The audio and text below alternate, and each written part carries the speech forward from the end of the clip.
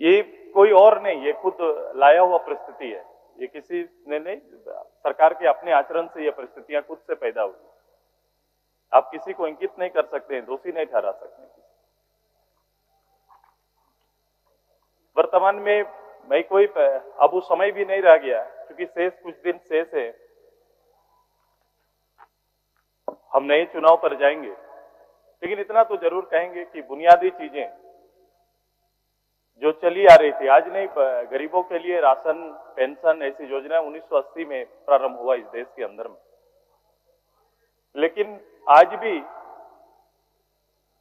वही परिस्थिति देखो, आज भी वैसे ही लोगों के बीच में पेंशन जैसा विषय 3-3 महीना तक उधारी में पेंशन चलता है। राशन 3-3 महीना में 2 साल दाल देने में लग जाए जिस सरकार को। बेसिक चीजें जो कमिटमेंट करके आते हैं, गठबंधन के 400 प्रस्ताव हैं, 400 संकल्प हैं, एक भी संकल्प पूर्ण रूप से पूरा होते हुए नहीं दिख रहा है। अब तो विश्वास जनता का लेने का समय आ गया है।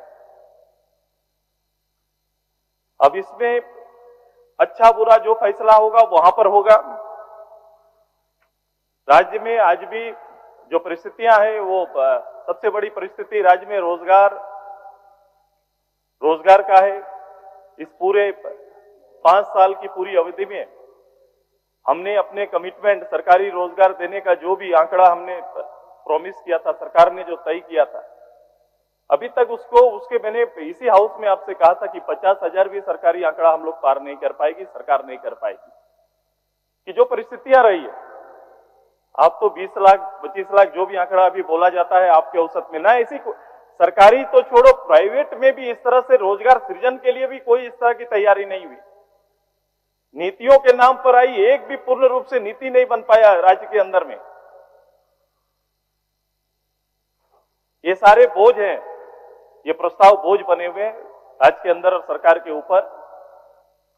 चलिए, मैं चंपाइदा को बधाई दूंगा, क्योंकि आपके कार्यकाल में इस 5 महीना का ही कार्यकाल रहा, लेकिन आपके नेतृत्व में थोड़ा झारखंडी और झारखंडियत का आपने बोध कराया, एहसास कराया, इसके लिए आपको साधुवाद देते हैं।